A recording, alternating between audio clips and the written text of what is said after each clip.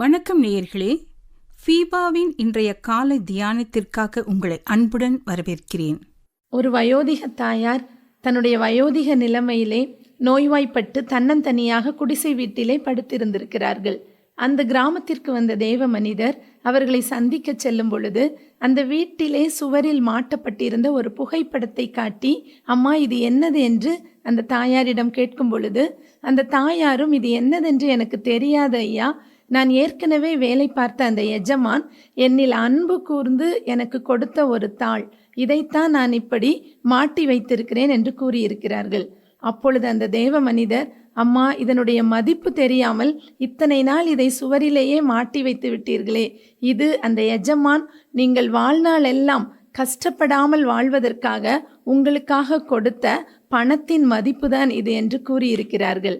அப்பொழுதுதான் அந்த தாயார் மிகுந்த கண்ணீரோடு, இதன் விலை மதிப்பு தெரியாமல் நான் இத்தனை நாள் இந்த தரித்திரத்தோடு யாருமற்ற சூழ்நிலையில் பட்டினியாய் இருந்து என்னுடைய வாழ்நாளை முடித்து கொண்டேனே என்று அழுது இருக்கிறார்கள். ஆம் பிரியமானவர்களே, கர்த்தருடைய வார்த்தை சொல்லுகிறது, எபேசியர் 1வது அதிகாரம் 3வது வசனத்திலே, தேவன் கிறிஸ்துவுக்குள் உன்னதங்களிலே ஆவிக்குரிய சகல ஆசீர்வாதத்தினாலும் நம்மை ஆசீர்வதித்திருக்கிறார் என்று. ஆனால் இந்த வார்த்தையை நம்மால் ஏற்றுக்கொள்ள முடியவில்லை. இது ஆவிக்குரிய ஆசீர்வாதம், சரீர பிரகாரமான ஆசீர்வாதம் இல்லை என்று நாம் ஒதுக்கி வைத்து விடுகிறோம். ஆனால் 2 கொரிந்தியர் 8வது அதிகாரம் 9வது வசனத்திலே இப்படியாக கூறப்பட்டிருக்கிறது, நம்முடைய கர்த்தராகிய இயேசு கிறிஸ்துவின் கிருபையை அறிந்திருக்கிறீர்களே, அவர் ஐஸ்வர்யம் உள்ளவராயிருந்தும் நீங்கள் அவருடைய தரித்திரத்தினாலே ஐஸ்வர்யவான்கள் ஆகும்படிக்கு உங்கள் நிமித்தம் தரித்திரரானாரே. ஆனால் நாம் அநேக இடங்களில் இயேசு கிறிஸ்து தரித்திரராய்தான் இந்த உலகத்தில் வாழ்ந்தார். எனவே நாமும் அவர் சென்ற பாதையில் தரித்திரராக தான் வாழ வேண்டும் என்று தவறாக வஞ்சிக்கப்பட்டிருக்கிறோம். அவர் தரித்திரராக வாழ்ந்ததும் தரித்திரராக சிலுவையில் தொங்கியதும் உங்களையும் என்னையும் ஐஸ்வர்யவான்கள் ஆக்குவதற்காக தான் என்கிற வசனத்தை நாம் மறந்து விடுகிறோம். இஸ்ரவேலை ஆசீர்வதிப்பதே கர்த்தருக்கு பிரியம் என்று கர்த்தருடைய வார்த்தை சொல்லுகிறது. பேலேயாமுக்கு கூலி கொடுக்கப்பட்ட பொழுதும் அவனால் கர்த்தருடைய ஜனத்தை சபிக்க முடியவில்லை. இன்றைக்கு நம்மீது எப்படி இந்த தரித்திரம் என்னும் சாபம் இருக்க முடியும்? கர்த்தர் சிலுவையிலே நம்முடைய பாவத்தை நீக்கும் பொழுதே பாவத்தின் மூலமாக வந்த இந்த தரித்திரம் என்னும் சாபத்தையும் அவர் நம்மை விட்டு நீக்கிவிட்டார். அவருடைய ஆசீர்வாதங்களினால் இயேசு கிறிஸ்துவின் மூலமாக நாம் ஆபிரகாமின் சந்ததியாராயும் இயேசு கிறிஸ்துவின் உடன் பங்காளிகளுமாக இருக்கிறோம் என்று கர்த்தருடைய வார்த்தை சொல்லுகிறது. ஆபிரகாமின் ஆசீர்வாதத்தை குறித்து நம்ம எல்லாருக்குமே தெரியும். ஆபிரகாமுடைய ஆசீர்வாதங்களினால் இந்த பூமி தாங்கக்கூடாததாய் இருந்தது. ஆபிரகாம் சீமானாக இருந்தார். எவ்வளவு ஆசீர்வாதங்களை பெற்றிருந்தார் என்று நமக்கு தெரியும்.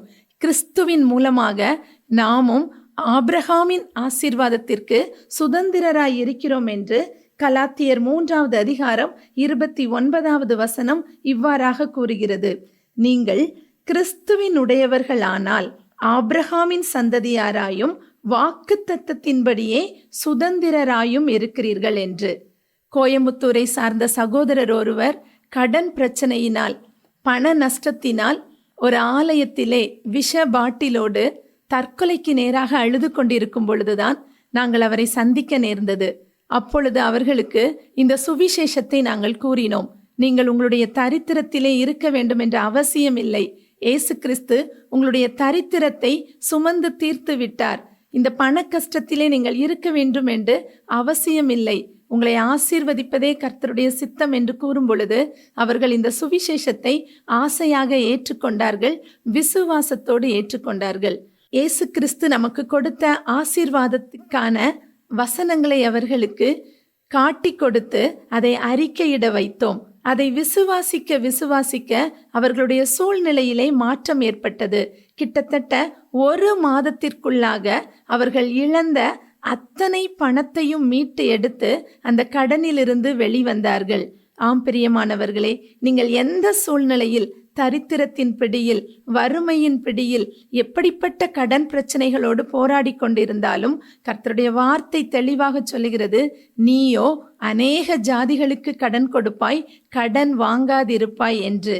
எப்பொழுது நாம் இந்த சுவிசேஷத்தை ஏற்றுக்கொண்டு வாயிலே அறிக்கையிடுகிறோமோ, இயேசு கிறிஸ்து ஏற்கனவே என்னுடைய தரித்திரத்தை சுமந்து தீர்த்து விட்டார், என்னை ஏற்கனவே ஐஸ்வர்யவானாக மாற்றிவிட்டது என்ற சுவிசேஷத்தை நீங்கள் இருதயத்திலே விசுவாசித்து வாயிலே அறிக்கையிடும் பொழுது இந்த தரித்திரத்தின் சூழ்நிலைகள் எல்லாம் நம்முடைய வாழ்க்கையை விட்டு முற்றிலுமாக நீங்கி விடுகிறது. கர்த்தர் தாமே இப்படிப்பட்ட கிருபைக்குள் நம்மை வழி நடத்துவாராக. ஆமேன். இன்றைய காலை தியானத்தில் பங்கேற்றமைக்காக நன்றி. உங்களது கருத்துக்களை பகிர்ந்து கொள்ளவோ மேலும் விவரங்கள் அறிந்து கொள்ளவோ 94585042 என்ற எண்ணிற்கோ அல்லது info@fibaonline.org தொடர்பு கொள்ளவும். தேவன் தாமே உங்களை ஆசீர்வதிப்பாராக. ஆமேன்.